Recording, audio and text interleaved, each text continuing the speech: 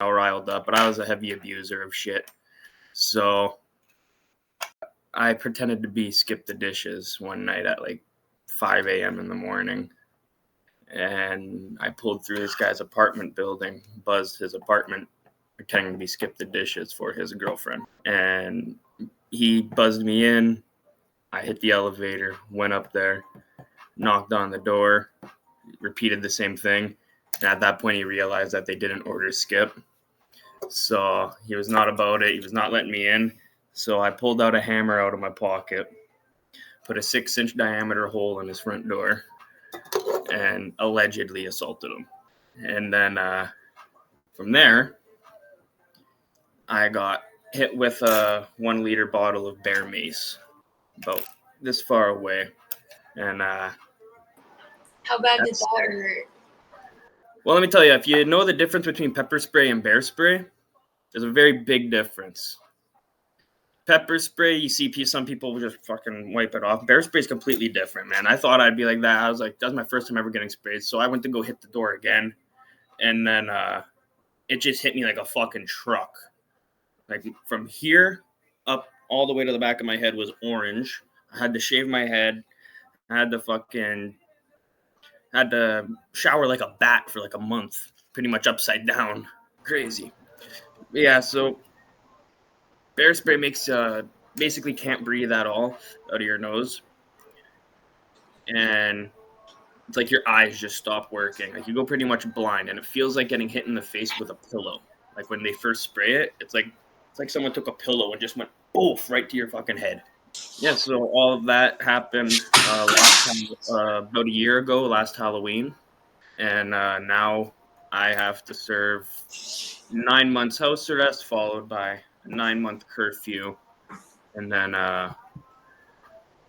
12 or 18 months of probation. Damn, bro. So, I mean, dude, like, what have you been doing on house arrest, bro? Like, how long have you been on it? And I've pretty much been on house arrest since I got out of jail, because I was locked up for a little bit before my court, and then they brought me in, said you're gonna go stay here until we finish everything.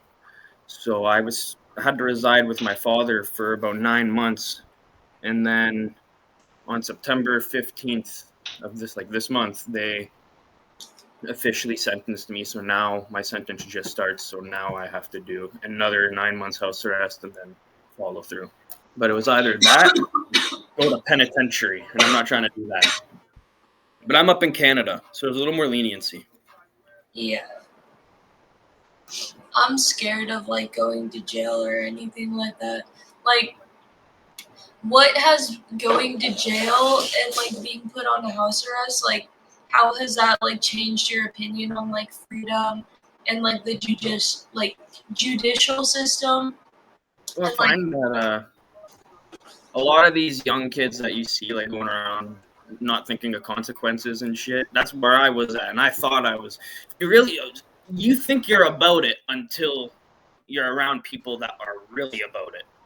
And then you realize very quickly, like, these people have nothing to fucking lose. They'll do anything. And those are the people that are in jail. So when I was in jail, I wasn't supposed to be in there for that long. It was technically supposed to be a holding cell. But where I lived, the jail was overflowed. There's too many people, not enough cells, so they just kind of crammed everyone in a bullpen. Like a fucking movie where you just see a big cage filled with like 50 dudes.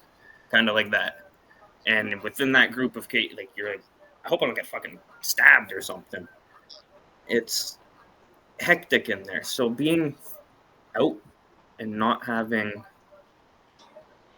like, yeah, I'm under strict rules now and whatnot, but I definitely appreciate a lot more about what we have and what's like a privilege. Because you hear a lot of screaming and yelling in jail, and it's not fun. And the cops are mean. The food's terrible. So you appreciate everything when you come out. Yeah, I feel like the experience probably is different for like a female.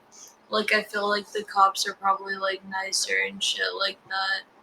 Like, as a guy, like, they don't give you like any breaks and stuff. No, as I don't know. Some of the girls there, because I was in a holding cell for a few days, and there was a girl in there. She was fucking going something furious. It was like a bat out of hell in there. She was going crazy. So, and the cops were roughing her up a little bit. So I can't blame her for being all. But again, I live in a really messed up city and all that, so this is all very common shit. Yeah, I mean, I lived in, I didn't live in, but I got put in, every time I was supposed to go to jail, I got put in a psych ward instead. Like, it was crazy. Like, every time I would get arrested by the cops when I lived in Vegas, like, they would just throw my ass in a fucking psych ward. Like, one time, like, I pulled up and tried to, like, steal a fucking Tesla and, like, made these, like, people get the fuck out. Like, just Grand Theft Auto their shit. And, like, when the cops arrested me, bro, like, they just put me in a psych ward. And that's one thing that, like, when you're saying, like, the whole car hopping and whatnot, I think in the States, you guys having your amendment to carry and all that definitely is a big deterrent from getting robbed and whatnot, right? But it still happens. Of course, people still get robbed. But in Canada, I find it's like there's no deterrent for someone to go car hopping. Because I know people to this day that do it, and they're not concerned about someone running out of their where they work or something. Fucking, get the fuck away from my car. You know what I mean? But Yeah, I feel like in America, you don't want to just up shit, like, on people all the time. Like, because, like, if you shoot somebody on the street type shit, like, then you have, like, court for, like, multiple years. And then, oh like, yeah, there's a chance that your ass is still getting put in jail because, like, they're going to be like, oh, was it really self defense? You know? I got lucky. I got lucky with house arrest Did because you the ever minimum. get put on one of these antipsychotics? Um, which ones, bro? Because I was put on, like, all of them. Like, pretty much most of the antipsychotics that you can think of, like, they've put me on, bro. They just want me to go through a bunch of programs and stuff for like anger and drug abuse. What kind of programs did they want you to go through? And have you gone through any of them yet? Well, as of right now, I'm in the works of going to a 45-day intake rehab. That's right. That's what they want. Even if I decided I didn't want to, then I'd have some problems because the minimum sentencing for what they classify a home invasion is 18 months in jail. So the fact that they let me off with you have to stay at home, you're allowed out only on Saturdays for 5 hours, and they want me to do an assault response program, a fucking anger management program, drug counseling program, alcohol program. So I have to do like 5 or 6 different programs What are within a. you doing to make money right now? Right now, I'm getting paid by the government because I am not allowed to go work. That's the only reason why they went with this plea deal. Is the big thing is they said he's not even allowed to work. He has to get an income through the government while staying at home.